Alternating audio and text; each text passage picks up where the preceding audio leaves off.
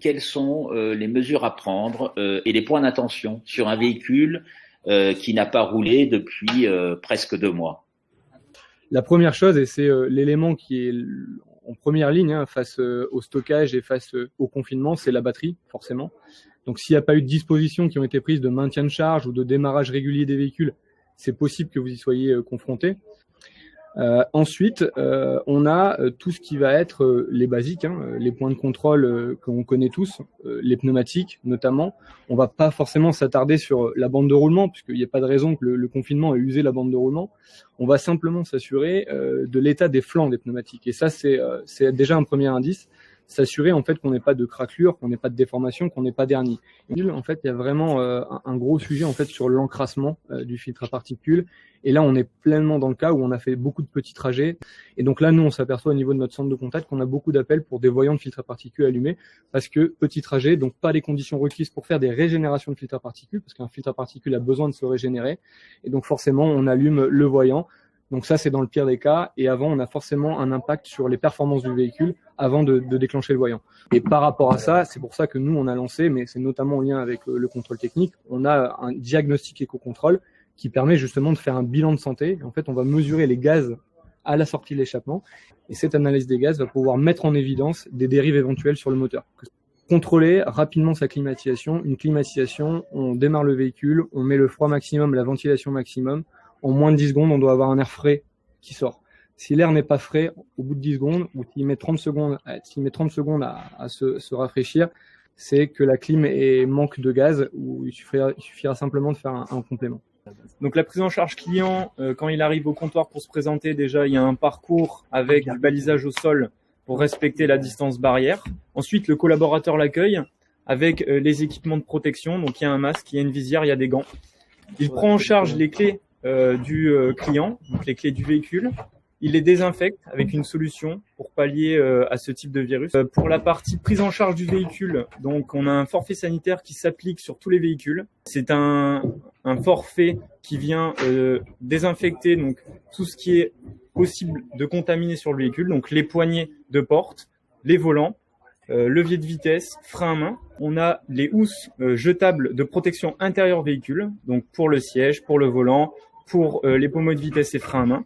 Lorsque le véhicule est pris en charge dans l'atelier, le client, lui, a un espace détente à disposition avec du gel hydroalcoolique et les distances barrières respectées. Le client se dirige en caisse et au travers d'un plexiglas, il est accueilli par une hôtesse de caisse qui, elle aussi, a les protections, donc le masque et les gants, et vient désinfecter les clés du client, lui rendre, et ensuite la facturation se fait, dans le meilleur des cas, en sans contact avec le TPE.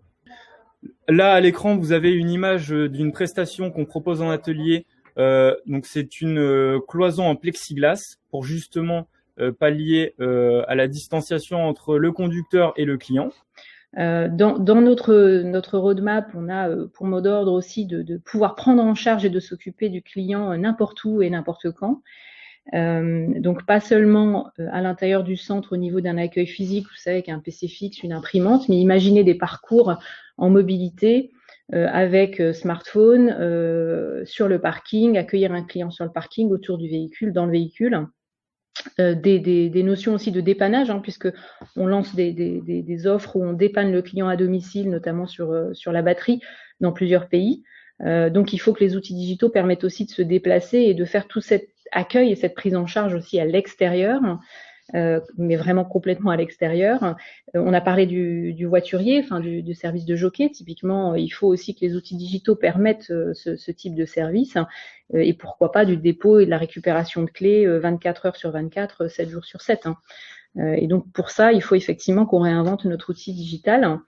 Quand je parle d'outils digital, c'est aussi tout ce qui peut assister et accompagner le client pour le guider dans son parcours et dans l'entretien de sa voiture. Donc, on va parler là par exemple du carnet d'entretien digital, sur lequel on commence à avoir aussi des premiers apprentissages très intéressants, faire du prédictif pour pousser au bon moment au client. C'est le moment de faire votre révision, c'est le moment de faire ceci, c'est le moment de faire cela, jusqu'à assister le parcours et lui permettre de réserver, d'acheter ou de prendre rendez-vous en quelques clics.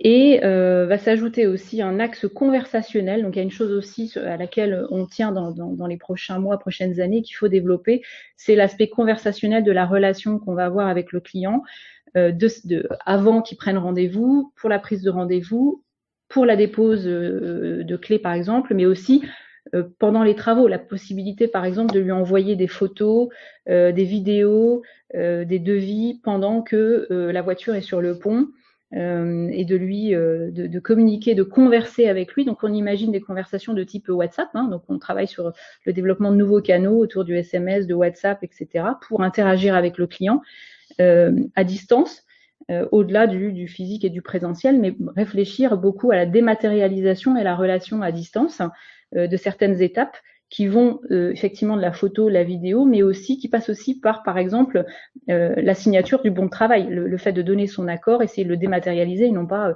entre guillemets, d'imprimer, de faire signer, mais de faire ça à distance aussi, en particulier pour des travaux complémentaires qu'on peut découvrir pendant que la voiture est sur le pont, et de demander un accord au client.